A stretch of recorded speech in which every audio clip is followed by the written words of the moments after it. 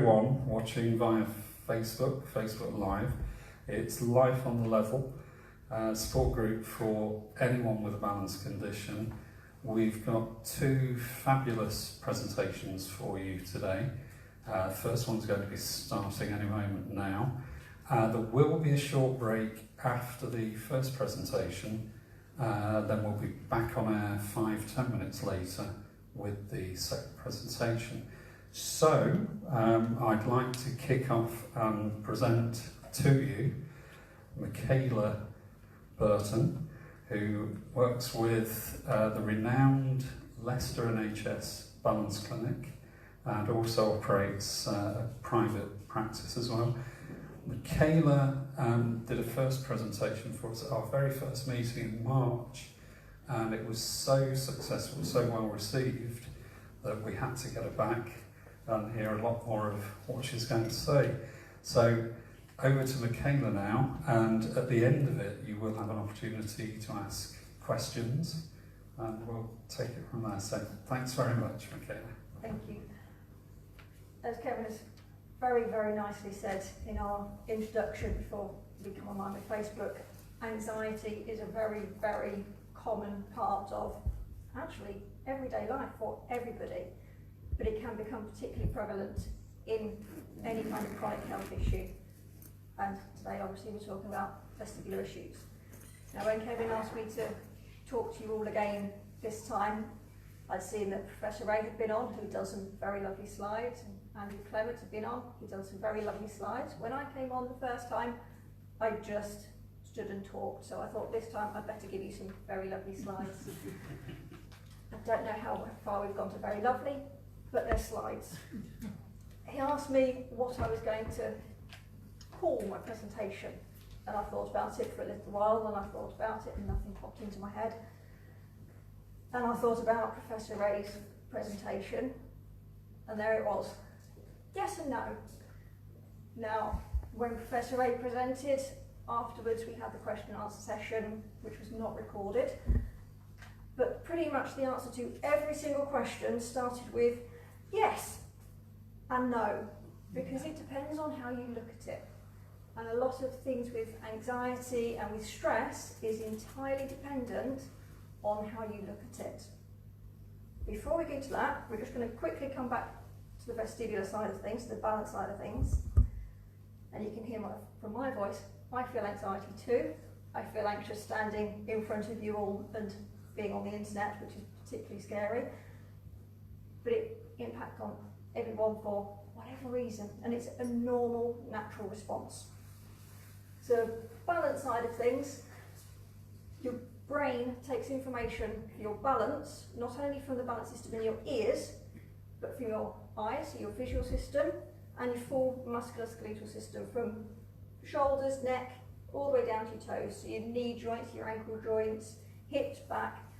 Any problems with any part of any of those pathways will have an impact on the information the brain gets, and therefore how it responds. So it takes, press the button, takes that information, sends out the relevant information. Now, if the information it's given is wrong, its response is wrong. And that's where a lot of the imbalance comes from, that if you've got an imbalance in the function of the balance system of the ears, your ears are telling your brain the wrong thing, your brain does as it's told, information it sends out is incorrect.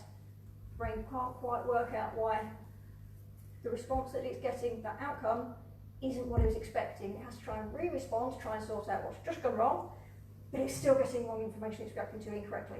And it's constantly trying to chase itself and catch up with what's going on. Three things that will also have an impact besides your body, your eyes, your ears. Stress, tiredness, feeling unwell in any way. And it can be something as simple as you've got a bit of a cold, it can be other health issues, diabetes or any other health issue. Tiredness, this affects everybody. I can tell you firsthand that if my daughter wakes me up in the middle of the night and I'm trying to get down the hallway to go and see what it is that she's woken up for, I'll be bouncing off the wall. My balance system is okay. Even with completely normal balance systems, if you're tired, you are going to feel off balance. If you're already off balance because of a balance problem in your ears, you're going to feel even worse. But it's not that the balance is causing that problem, you're tired. Your brain is just not functioning at quite that capacity that it would do normally when it's had a good rest and it's full of energy and it's doing its normal thing at its normal speed. Now, I'm just going to ask you for this next one, how many of those symptoms there sound familiar? I think I've hopefully covered most of the biggest common ones that I hear people tell me that they experience. Okay. So lots and lots and lots in the room, always a good sign. How about any of these? Now I'm aware it's obviously much smaller writing because there's a bit more to fit on. And some of them you'll see there's actually same as on the slide before. So nausea, dizziness. But what about increased heart rate? You suddenly start to notice your heart's going a little bit faster. To dry mouth. It's very, very often that I see people coming into the balance clinic carrying a trusty bottle of water that they go everywhere with. Dry mouth. A lot of people tell me, I'll be out and about and I'll be walking around and all of a sudden I've got jelly legs and I don't feel like they can hold me up. They feel really weak. Now, all of these things on this second slide are actually caused by the activation of the sympathetic nervous system. It's your fight and flight response. It's nothing to do with your ears necessarily. It's that fight and flight. It's the anxiety, the stress element that is, again, a perfectly normal, natural part of being human. Animals have it as well. If they hear a loud sound, you get the startle response, and either they run for cover or they'll turn around, bare their teeth at you. But it's a normal response and it's there to take care of you. It's there to indicate there is something that your brain is perceiving as being threatening. What you choose to respond to in that depends on how you look at it. If you see a bag go past, you get that response because you suddenly think there's something scary that's gone by. You have that moment of going, oh no, it's okay, it's a bag, I don't have to do anything. Or you can go straight into the, it's something scary, run.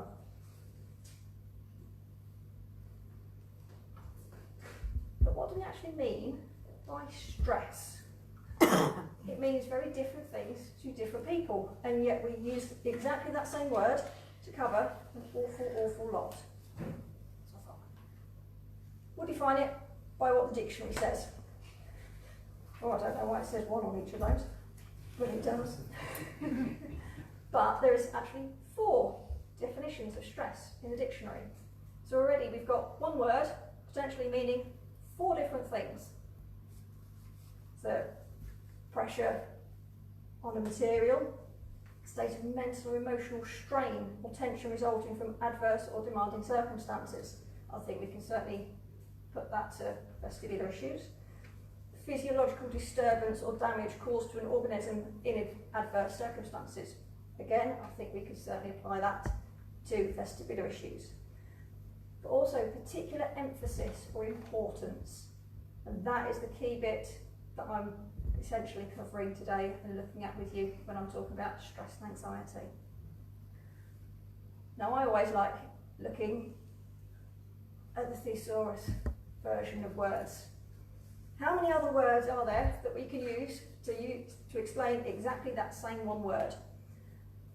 Now, the ones I've highlighted in yellow are the ones that I find particularly interesting and potentially particularly relevant to vestibular issues. So there's the worry, anxiety, nervousness. If you're not feeling too well, you're worried about you're going to appear drunk to people when you go out. It makes you quite nervous at the prospect of going out. It can cause you a lot of distress at how people may be perceiving you. Suffering. I don't think that needs any explanation. Again, emphasis and importance. The meaning that you put on things will essentially shape how you look at it. So how do you look at it? What language are you using when you explain either to yourself or to others what it is that you're feeling? Are you telling people, I feel terrible. I feel awful. Everything, I can't do anything. It's just awful. Or you're telling people, I'm struggling. I'm finding this difficult, but I can still do this.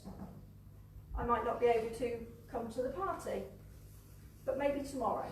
Maybe we can do something different. Maybe you can come over and visit me and come to my home environment where I feel safe, where things are familiar, or talk on the phone.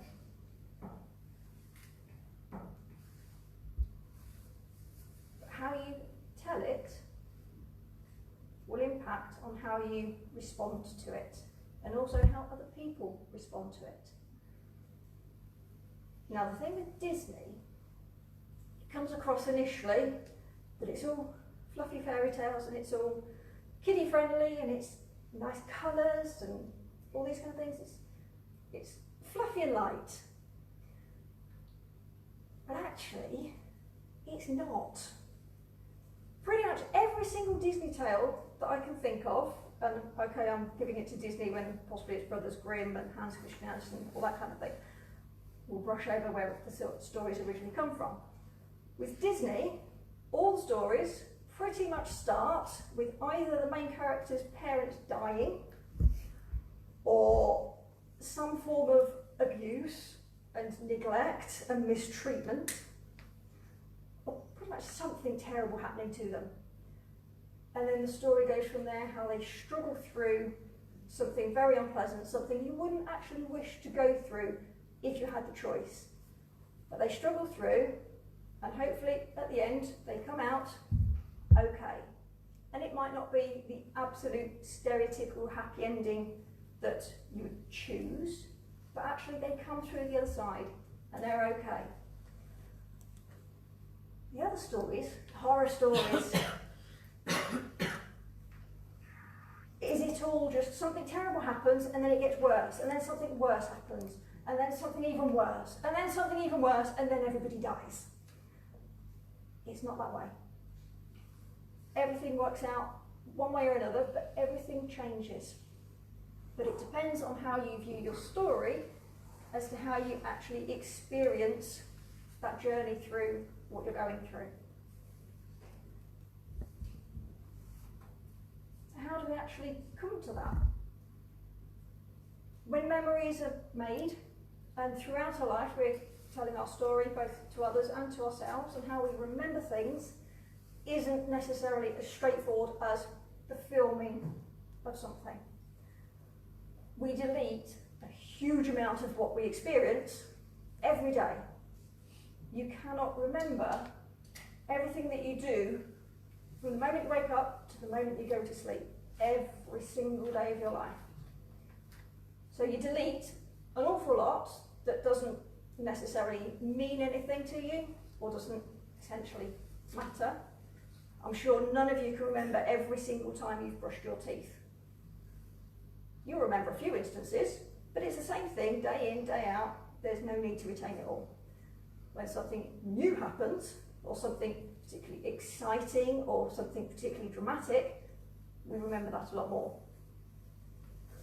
That brings us to the word distortion. How we view it depends on how we remember it. If we see it as something terrible at the time, there's a good chance we will retain that it's terrible. And if we keep telling ourselves and other people how terrible it was, that ingrains it even more. It's terrible. I'm sure a lot of you have experienced something hideously embarrassing happening to you. You've been out in the streets and you've fallen over, or I don't know, you've told a really funny tale, but you've forgotten the punchline and you've said completely the wrong thing, and it doesn't make the slightest bit of sense. And it's hideously embarrassing, and you really wish you hadn't said it. And at that moment in time, you'd wish for the ground to swallow you up and make it all disappear. After a certain period of time, it actually becomes a funny anecdote. Do you remember the time when I did that? Wasn't that funny? At the time, horrible. Really unpleasant experience. But with hindsight, it's actually quite funny. So we distort it. And we edit. There are things that we will choose to remember and things that we don't. Some parts we will leave chunks out, sometimes we will embellish on parts of it. Again, that's a perfectly normal thing, but something to be aware of when we remember when we've had specific instances of something really bad happening. How are we editing it when we're telling ourselves it back?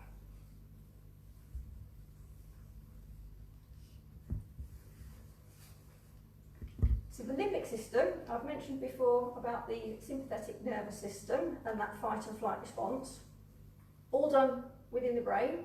It's done entirely subconsciously. Now, you've got the conscious part of your brain, your mind, that does your logical, rational thinking, the bit where you justify what you believe, what you understand from something, what you think. But there's that part of the brain that deals with things completely spontaneously. Thing that tells you there's something threatening, there's something that makes me feel very uncomfortable, that's making me worry. And you respond to that. But we respond to the feeling that we get. Not necessarily what our thought processes are, but it's the feeling. The thought process comes in after we felt it, when we suddenly think, my heart started going funny, my mouth's gone really dry, I've got shaky hands, jelly legs. That's the point where your brain suddenly goes, why do I feel like this? And it will try and find a reason. You've got a balance problem, and you suddenly think, oh, my legs have gone really weak, I feel a bit lightheaded, I feel a bit shaky. It's my ears, it's the balance system. Nothing to do with the fact that my boss has just thrown a load of work on my desk and said, you've got to get this done within the next half hour, or there's trouble. It's a normal response, but it's not helpful a lot of the time if we pin the blame in the wrong place. So if we put the blame in the wrong place, we try and deal with that rather than actually what's happened. We learn throughout our lives things that may be threatening. The brain remembers all these little things, and it remembers it in patterns. It doesn't remember it necessarily as a movie clip to understand exactly what's happening. It remembers little bits. This is how things like phobias develop, of really weird and random things. Essentially, we build ourselves a pattern, and the brain responds to those stored patterns to work out whether this is something I need to respond to now, or whether I can take a few moments to think about it and work out what the best response would be. But that bottom line, it does not know the difference between something real or something that is perceived or imagined. We can do wonderful things with our imagination, including absolutely scaring the living daylights out of ourselves. And this is where the horror stories come in. What's that? Where do you put the emphasis in your story? And I'm not talking about making everything being a positive thinking thing. You just have to think positive. No. But if you've got everything just in the negative, that isn't a balanced view of your life. There are good things in your life. There are good experiences. There's good people. There's all sorts that you can do to change things if you need to and if you want to. It's a very, very common thing, and we all do it in a stressful time of our lives. We tend to put aside everything else so we can concentrate on dealing with that stressful thing, that thing that's causing us distress. We put all our emphasis on that so we can do everything we can to sort it out. But that makes that one small part of our lives the big thing in our life. It's so important to not put all of your focus just on that one negative or unpleasant thing. It's so important to acknowledge the positive that is there as well. Even if it's such a tiny little thing, it still takes that little bit sometimes to see that there is a bright point in your day. The ripple effect can be huge. Sometimes changing just one little thing just sends out those ripples and changes it from being everything being negative to there's one little bright bit there, and that can grow. And if that's growing, the negative has to shrink because there's only so much of your life that's there that you're living. Bring that one thing in. Whatever it is, it doesn't matter. It's what works for you. I can't say to you, just do this and that will make everything perfect. It doesn't work that way. It's what works for you. And it can take time, but it gets there. Because if you always do what you've always done, you are always going to get what you've always got. You can change things. It's not always easy, and it's not an immediate effect, but sometimes those little things just trigger that ripple response into changing bigger things. Nothing lasts forever. The difficulties that you're having now with your balance are not going to last forever. But if you keep banging your head against doing exactly the same thing and wondering why nothing is changing, change something.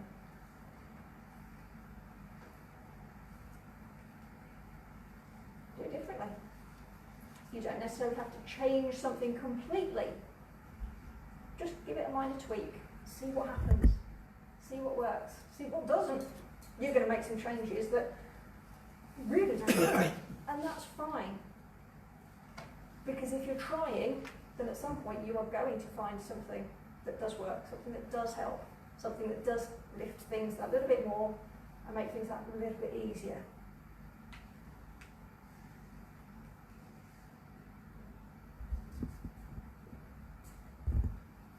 I can't. Now I could probably put a fair amount of money that for a lot of while I've just been talking, a lot of you are going, yes, that's very nice. I can't. When I sit and say to patients, when I'm giving them vestibular rehab exercises, what I'd like you to do is try this. I can't. Have you tried this? I can't. Change the full stop.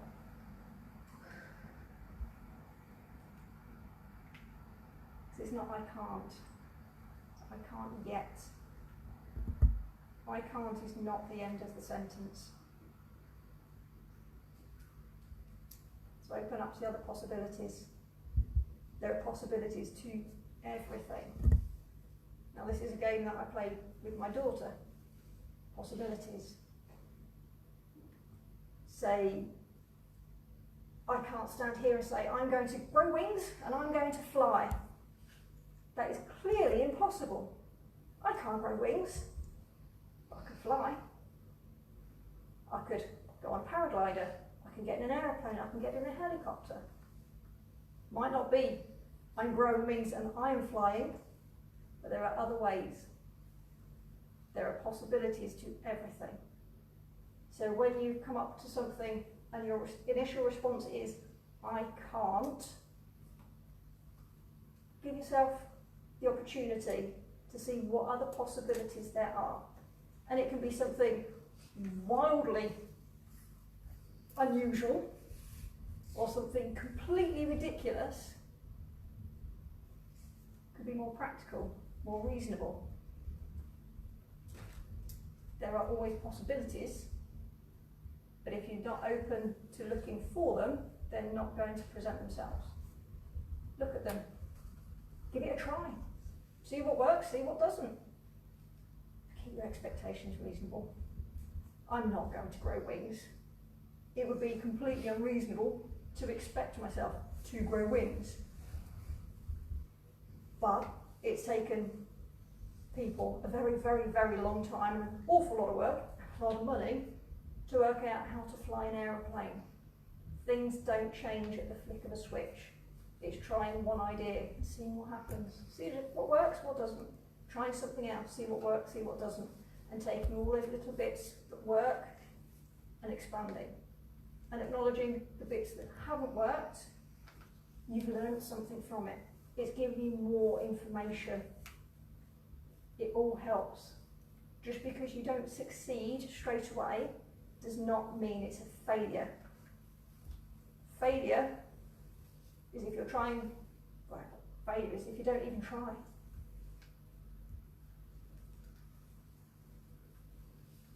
You can't change what's happened already.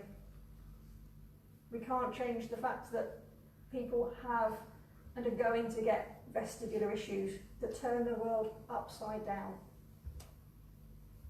But living in that, when it first started, this is what happened.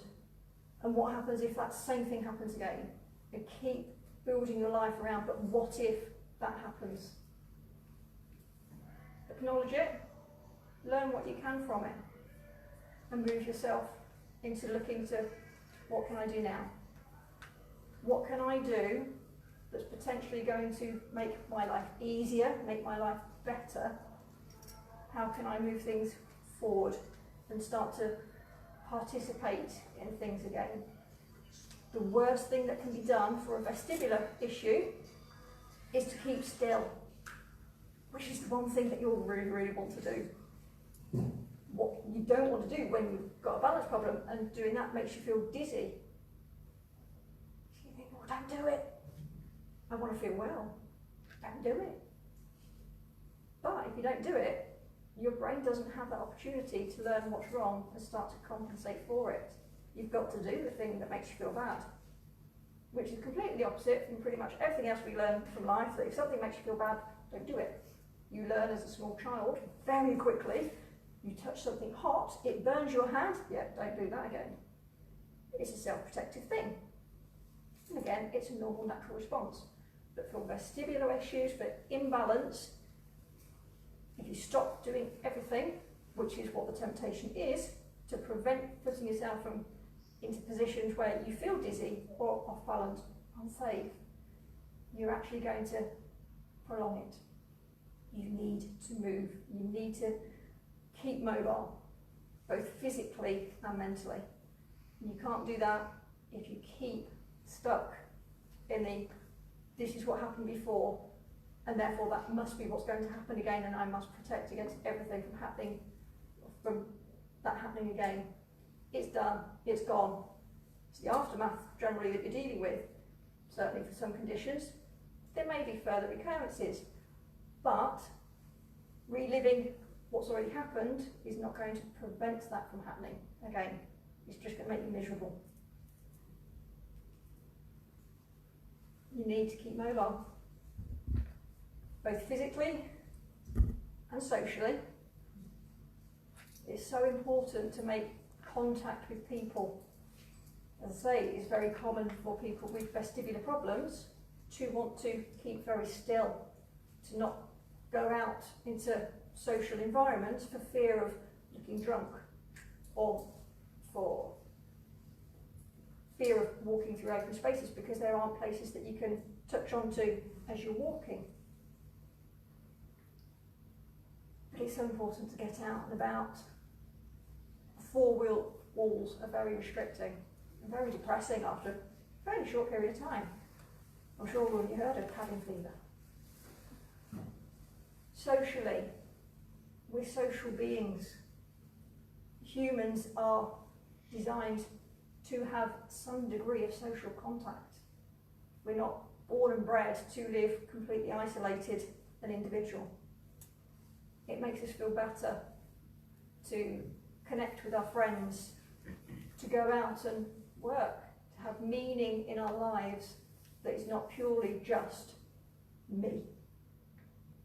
We derive a lot of meaning from our interactions with others. And mentally, if you're sat looking at four plain walls because that's the only thing that you can think of that doesn't make you feel off balance, the brain gets very bored as well. It wants excitement of some form. It wants to interact with the world, to find meaning. And the only way we do that is by going out and finding it.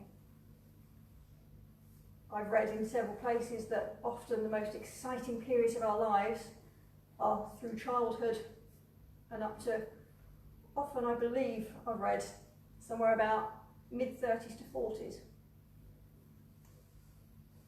My understanding is the reason for that is all the new things that we experience through our childhood, through our teens, through our early adulthood, going to school, learning new things, meeting new people, making friends, going on to university or to new workplace, meeting more people, learning more things, buying our first houses or moving out of home into our own flat or our own house, having children, getting married, all these new experiences. And that's what the brain is finding exciting, gives us meaning and enjoyment. If you're doing the same thing day in, day out, over and over again, it's just more that the brain is essentially thinking, I don't need to remember this, delete it. Don't need to worry about it, delete it. It wants excitement. It needs stimulation. But it can't get it in four walls. It can't get it if every time anybody says, shall we go and do this? You say, no, I can't. Do you want to try this? No, I can't. Because it's not just the actual thing that you've experienced that you say no to, it's also the things that you start to project. But if I felt bad just stepping out into the park, well, I can't walk the kids to school. If I feel bad in Tesco's, well, clearly I'm going to also feel bad in Asda and Sainsbury's, all the other supermarkets.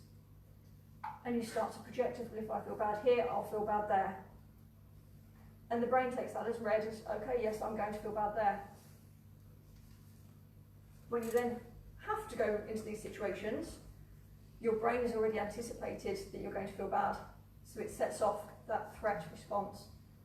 Before you even get there, your brain has started to get your heart rate going, get the legs feeling a little bit weak and jelly-like, get your breathing rate shallower, shorter.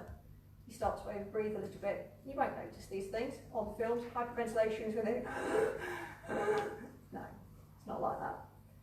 It's that very gentle, short breath, very quick. You don't notice that you're doing it. Well, hyperventilation is going to make you dizzy. The anxiety makes you dizzy. And you read that as, it's my ears, put the blame on my ears, and not actually the fact that you've imagined that you're going to feel bad and you're preparing for it. You respond. The only way to fight against it is to essentially prove to yourself that with repeated efforts, actually you can get there. It's going to take a bit of time. Doesn't feel that nice, but it can be okay, and you get through it. And you don't get to the shop door and probably fall down dead. You'll be okay. Doesn't feel that nice, but you'll feel alright. There's all sorts of things that you can try to see what works for you. These are some of the things that I've come up with off the top of my head. Now, things like Tai Chi, yoga, Pilates, brilliant for your balance, because it's very gentle and repetitive body movements. Okay, you might not be able to do all of the movements yet, but that's okay. Keep practicing and gradually you'll build up being able to do some of them. You might not be able to get out to a class yet, but there's so much on the internet. You can do it at home in the privacy of your own living room where you haven't got other people going, are you all right? You can do it wherever. But it's opening up to the possibility of trying something new, and possibly in a different way than you'd normally be expecting. Regular walks, wonderful. Getting out and about into the fresh air. All sorts of studies show that going out into the fresh air, into nature, does wonders for your mental health. Also really works for the vestibular system, because you're giving your brain that information that it needs to start to retune and to compensate and to work hard at getting back to much better function. contact with friends, support groups, people to talk to. Lots of areas have all sorts of different groups, and again, it might be something that you go out to, it might be something you're more comfortable looking at more online groups.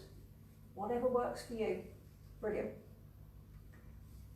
Volunteering, giving yourself that meaning, especially if you're, for whatever reason, unable to work, either from your balance or from other issues, or you're retired, whatever reason it is, things like volunteering. It helps give you that need to go out, potentially, gives you something to break up your day, to give yourself that mental stimulation that you need, those new experiences. Or even something simple, crosswords and puzzles. If that helps distract your brain, to give it a bit of peace from what's my balance doing now? If I do this, will I feel this? And what about if they ask me to come there and I feel bad? What do I do then? Sometimes just giving your brain that bit of a chance to just tune out, forget about all the stuff that you're experiencing, that you're going through, can be helpful.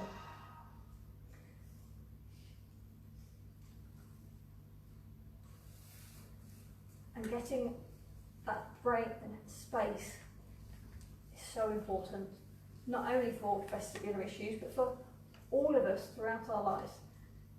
Everybody will have stress and anxiety at some point throughout their lives. Everybody experiences something adverse happen, some traumatic event or loss of a loved one, things going very badly at work, all sorts of things cause us stress.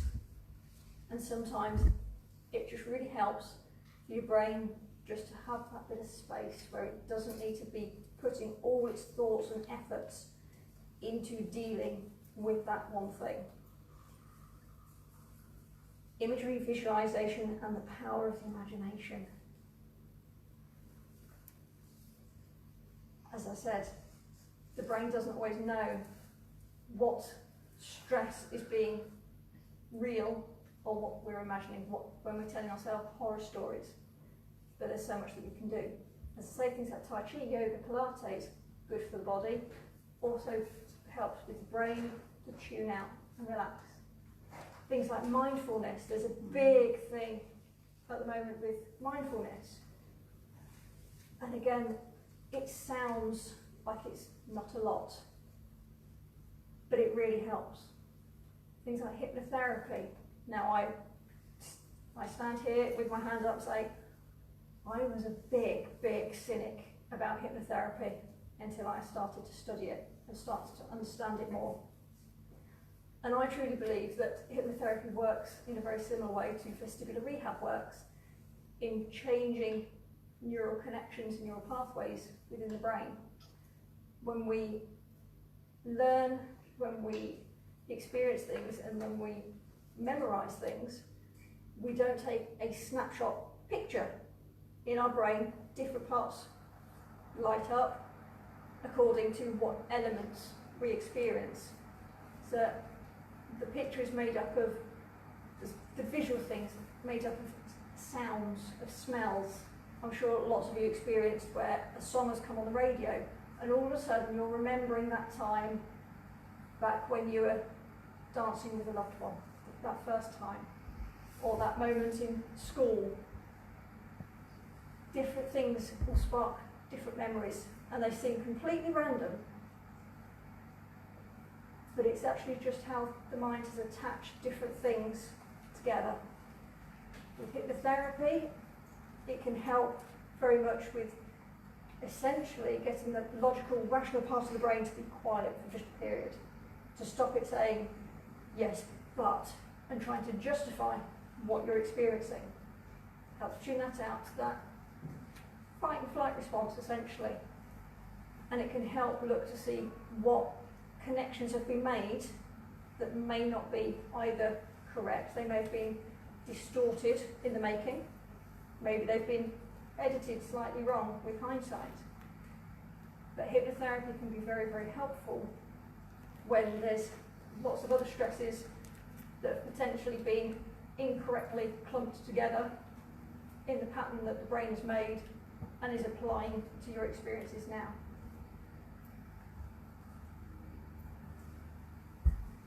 Changing your emphasis, coming back to your storytelling, how you see things. Distraction can be a very helpful thing. I'm not saying here, just pretend it's not happening, because that's not truthful. If you try and tell yourself something completely untrue, your brain will tell you, no, that's not true, and it will completely disregard it. But it can be helpful. Sometimes distracting from your balance by doing a crossword and just giving yourself a bit of a break for a time is exactly what you're needing to do. Shifting your perspective, I can't do that. What's the worst that can happen? If it's, I can't do that because all these people are going to think this terrible, terrible thing of me. What does that actually mean to you? Does it actually matter to your life what a complete stranger thinks when you're out walking around? Does that actually have an impact, realistically, on how you're going to live your life? Okay, somebody walks and thinks they're very, very funny in saying you should take a bit more water with that, which I'm pretty sure an awful lot of you have heard. And it's hurtful, and it's not funny. But if that means that you are stopping yourself from going out and you're holding yourself away and getting more and more isolated because you're fearful of going out to see your friends, then you're letting other people, complete strangers, rule what you do with your life. Now, they don't have to live your life. You do. So if you are wanting to go out, but are a little bit worried about how you look when you're walking, well, it's nobody's business, because you're living your life. So go out and do it. And I know it's hard, and I know it's not what you want to do. Nobody wants to be made to feel like there's something that they're not when they're out. But you get through it. If you're holding yourself up for fear of what a completely stranger says when you're out, you're not living your life. Perspective, they're strangers when they say these things. They don't know what you're going through. Everybody has a mask. Everybody at some point has been asked, how are you today? Look at it, I'm alright. When actually, they're really not. For a whole variety of reasons. You put the smile on, say, it's fine. I stand here in front of you people and with the Facebook, and I stand here and talk like I'm comfortable with this. That I'm confident, and I'm sure I know what I'm talking about. Not really that confident. I know that I know what I'm talking about, so I hope it comes across that actually she does know what she's talking about. But you can't see that my heart's going, that my fingers are tingling because I'm quite anxious and I'm over breathing slightly, which is affecting how my voice is coming out. We all have our masks. But if I followed that feeling of, I don't really like standing in front of people and talking, I don't like everybody looking at me, I wouldn't have the opportunity to try and help people, which is what I want to do, which is what gives me meaning. And so that's why I come and stand here and talk to people, even though I'd really rather you weren't all looking at me. And I expose myself to I should not stop that sentence there. I expose myself to the things that makes me anxious, the things that make me feel quite uncomfortable, Because actually, once I've come through it, when I'm in the car on the way home, I know that actually, although I felt quite uncomfortable on the way here, and the more Kevin was introducing, the faster my heart was going. And that point where he said, and introducing, my legs went, yeah, not sure I'll stand up for this.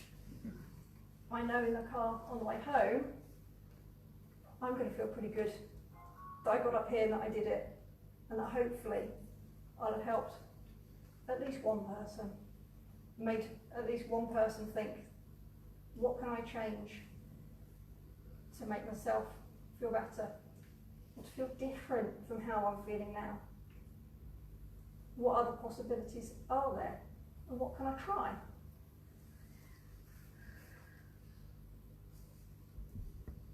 Support is important. I'm sure you're all very, very well aware of that. But it's not necessarily just the support that is given to you. Actually, the support that you give others is really helpful for you. So me coming and talking and feeling very uncomfortable at this moment, I'm going to feel really good about it afterwards. And it's the same if you volunteer, if you reach out to one other person and say, I know what you're going through, and no, it's not nice, and no, I don't have the magic answer, and I can't make everything better for you, but I can be here and I can understand, I can listen, I can give advice as to what has been helpful for me. Might not help you, but hopefully it might. It's worth a try. There have been studies looking at stress levels, and has actually demonstrated there are physical changes in stress levels in people in very, very traumatic instances, where even if all they've been able to do to help somebody is sit and hold their hand, it's made a difference to the person whose hand is being held. It's also had a physical impact on the stress levels of the person that's sitting and saying, I'm sorry, but the only thing I can do is hold your hand. So support groups like this are so very important, not only to obtain that support for yourself and to be able to look around and see, I'm not the only person here. I'm not the only person that is experiencing this, that feels this, that has this disability or this condition, and know that actually I'm normal for what I'm experiencing. But it is also so important to be able to sit in a support group and say, I have the potential to help others in my situation. Being able to share your voice on the support group website, as Kevin has mentioned before, getting a collation of every individual's story is really helpful, because it gives a resource for people like myself, for Professor A, for Andrew Clements, for professionals and academics, to start to look at things and say, this is a big, big group that needs a lot more attention, a lot more research. But where do we start? In collations of people's stories, researchers can start to notice themes and base their research about those themes and start to expand what they're looking at. Certainly in the medical field, we look at the physical things. In universities, they'll look at the theoretical things. Having your stories will open up more views as to potential avenues for research. And that can change an awful lot, a huge number of people, not just in the next 5 or 10 years, but forevermore. That research, that knowledge will always be there, but we don't have it if people don't share. So it's so important to share.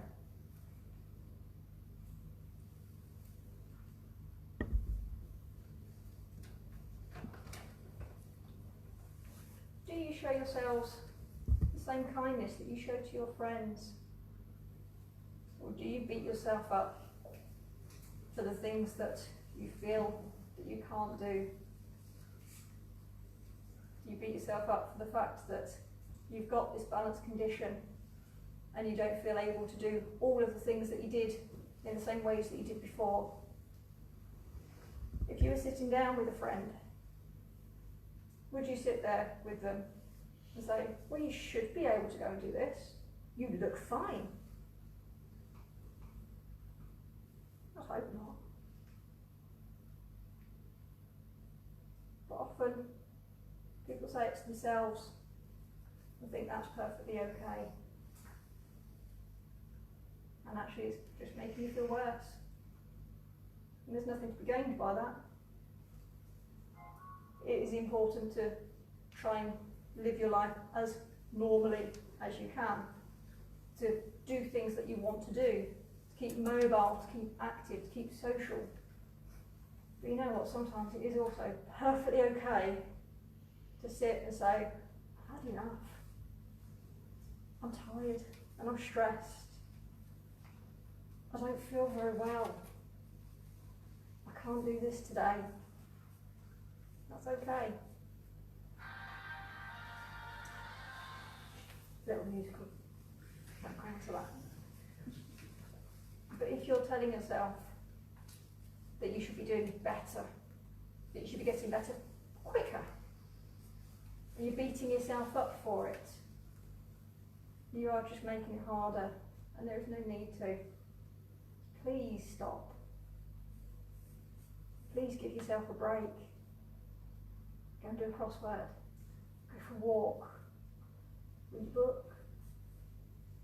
Distract yourself for a short time. Tomorrow is another day. There is no quick and easy answer to balance problems. There's not going to be a flick of the switch cure. When you say, when am I going to feel better? And I say, I don't know. Well, how many weeks, months is it going to be? I don't know. And I'm not going to tell you, well, I think if we aim for 6 months' time, I'm only setting you up for disappointment. Because you'll be perfectly happy with that until you reach 6 months' time. And if things are better by that point, fantastic.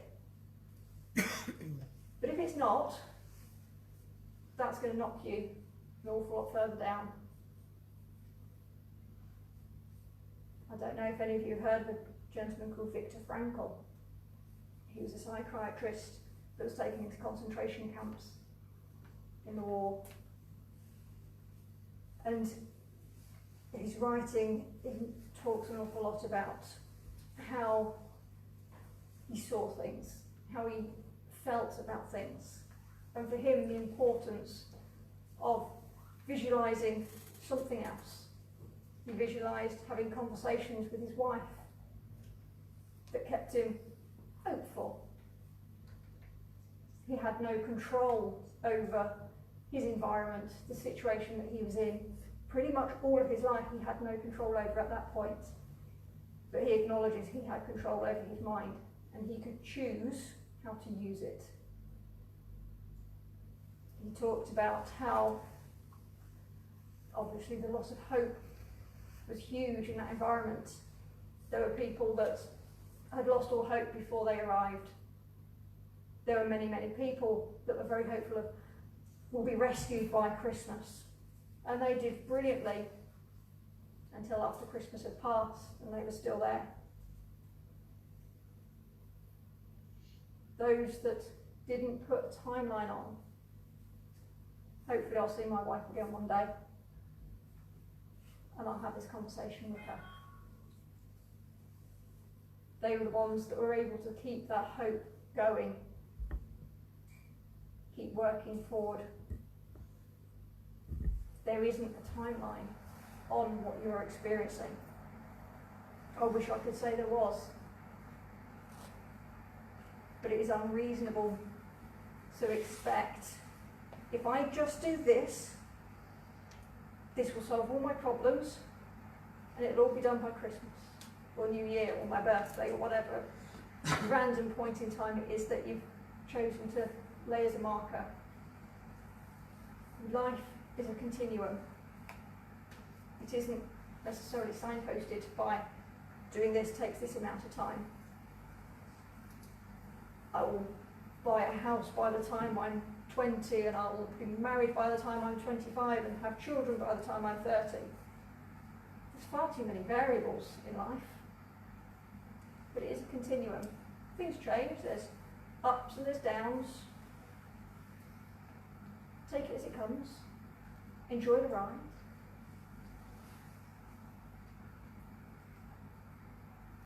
But change something if it's not working.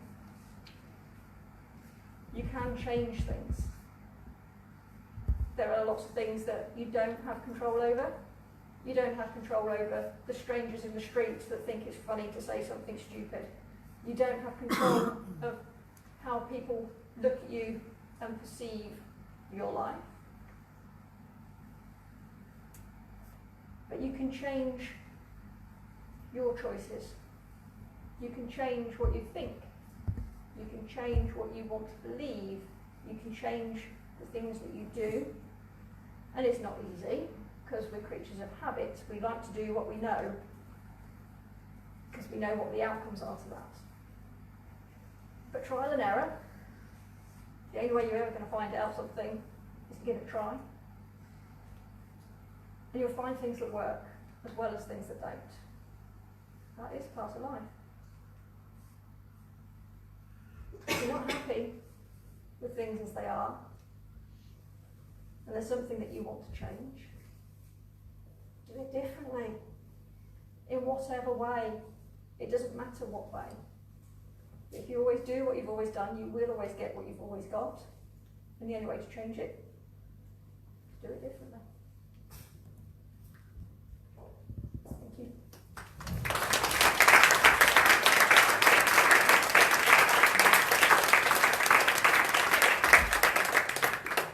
That was wonderful. Thank you very much. Really powerful stuff. I think it just reinforces to all of us how intertwined a balance disorder is with anxiety and what goes on in our minds. Unlike a broken leg, we can't ever escape it because things are happening in our minds. It's time for questions and answers. Do we have any Facebook questions to begin with? Kelly, if you'd like to. Okay, so Michaela, this question's from Polly, who is watching and listening on Facebook Live today. She'd like to know, what are good ways to physically rebalance the fight or flight versus rest or digest repair systems? That is a really, really good question, so I appreciate that. There are a variety of different things that you can do that help calm this. A really, really good one, and it sounds really simple, and again, I was really doubtful when I first heard about it, but it actually does work. Something called the 7-11 breathing technique. The idea of it being that you take a long, gentle breath in for 7 seconds, and a longer, more gentle breath out for 11 seconds. It's really hard, so ignore the fact that it's called 7-11. It is essentially really long, gentle breath in, longer, more gentle breath out. So gentle that if you held your hand underneath your nose, you wouldn't feel the air passing from your nose as you breathe out. Now this actually does dampen the function of the sympathetic nervous system. It actually puts the brakes on it to give it a few moments for that logical part of the brain to kick in and say, do I actually need to pay attention to this? Practice it when you're feeling calm, when you're feeling pretty okay, when there's nothing to be particularly worrying about. Practice it little and often, and it actually starts to then also tell your brain that when I do this, I feel calm.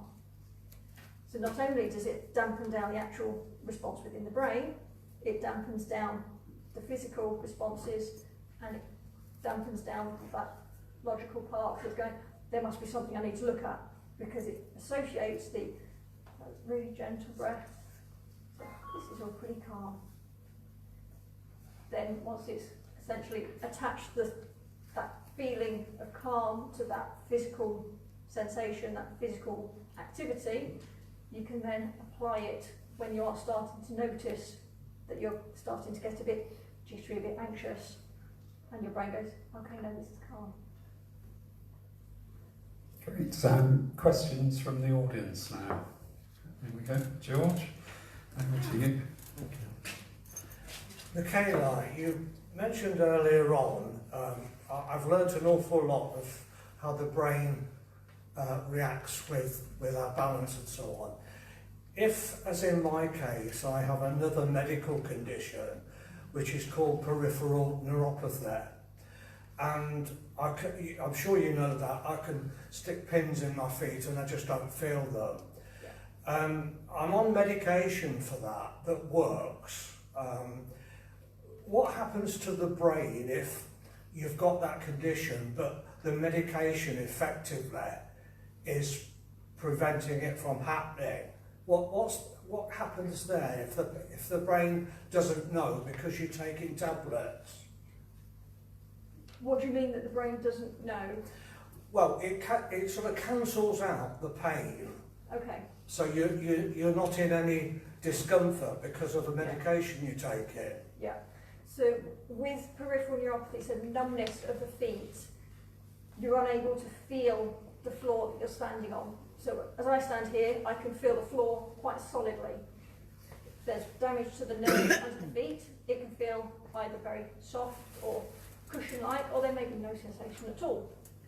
Now, as I mentioned before, the brain takes the information for your balance from the ears, the brain, and from your full musculoskeletal system. So in your case, George, you've not got some of the information from your feet, so you're a lot more reliant on eyes and the ears to get that information to keep yourself balanced. Now, introduce a vestibular problem there, your brain's got to work an awful lot harder to keep you upright. Puts a lot more stress on it. Now, we can't change the fact that there's not the feeling in the feet, but it's very common as a stress response that you feel off balance and the brain goes, it's the ears, rather than necessarily acknowledge my feet aren't telling me the information either. If you're chasing if I just sort out the ears, then I'll feel alright with my balance.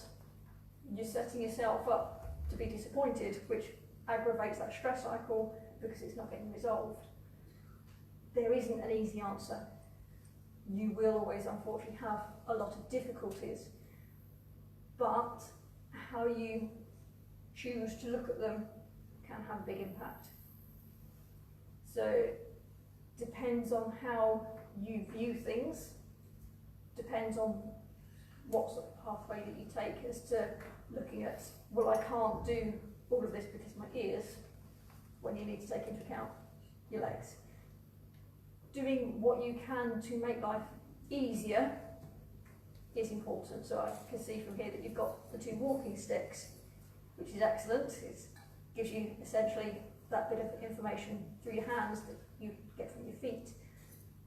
Potentially sometimes needing something like a walker or a wheelchair sometimes, if needs be, gives you that opportunity to get out and about and do other things. But it's important to do what you can to keep mobile, keep social, and to not always just look at well, I can't do this, and I can't do that, and I can't do that. Trying to keep some acknowledgement of the things that you can do opens up the possibilities of things that you can start doing to enjoy. So there's something called some people call it a gratitude diary, some people call it a positives diary. And it's a very simple concept, just a notebook where every day you write in 3 things that are anywhere from okay to great. Anything positive, pleasant, something that you get some enjoyment on in whatever way, write it down. Now, your brain when you're just doing things normally, things pop into your brain, pop out of things. When it's something funny, something good, that's really nice, and you forget all about it. If it's something negative, we like to hold on to that. We like to have a good think about it and analyse it and really look into it, and we remember it. That can take up an awful lot of what life then seems to be if we've got into that habit.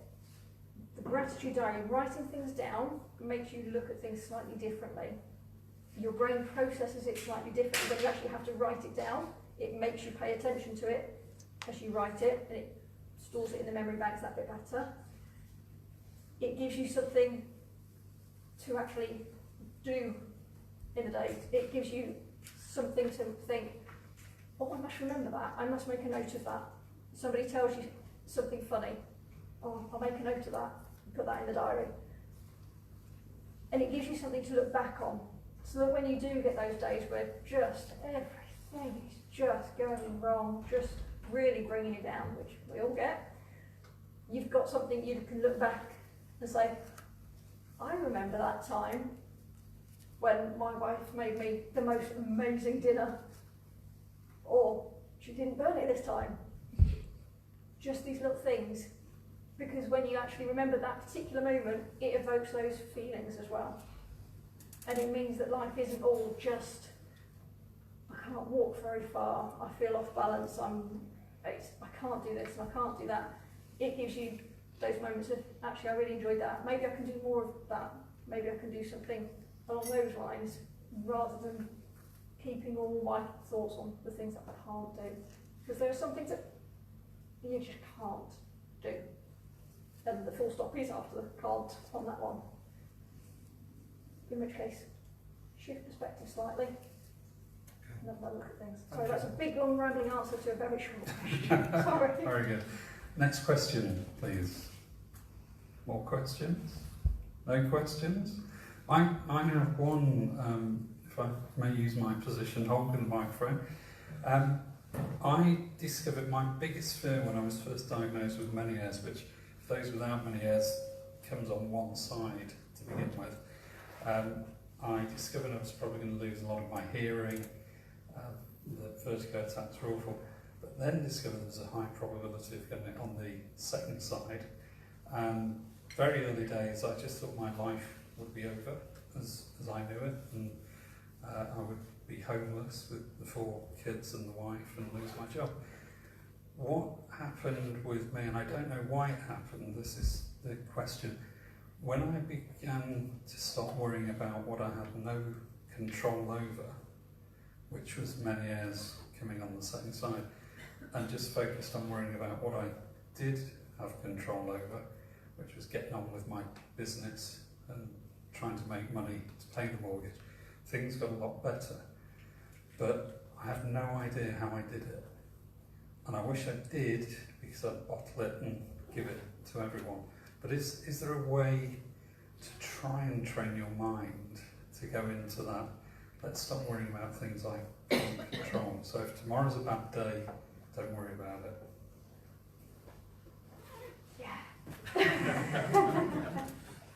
Yeah, if I could bottle that as well, that would be great. It is finding something that just gives you that slight shift in perspective.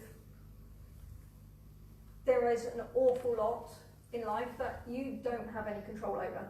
You don't have any control over your partner, your children, your work, what the boss says. All of these things outside of you, you have no control over, or you have very limited control over. But you do have control over what you think, what you believe, how you behave, and what you do. And changing one little thing in any of those 4 things causes that ripple effect. But by chasing after trying to control something that you cannot do, you are going to be doing that forever if you stick at doing that. And that's not going to make you happy. It's not going to make your life any easier. So look at the things that you can have some control over and see what you can do slightly differently in that. And there's not a hard and fast answer.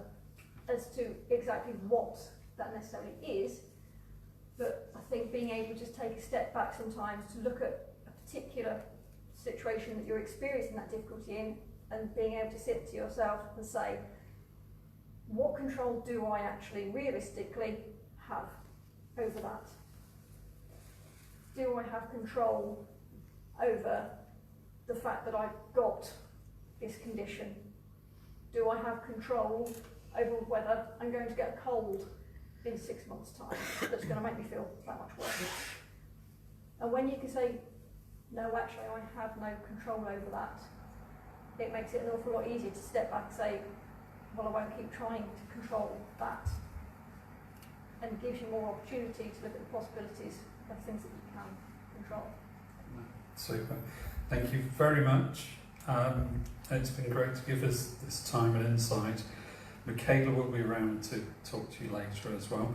For those watching on Facebook, we're just going to take a break now for 15 minutes, and we'll be back with our next exciting guest speaker. So see you later. Thank you very much.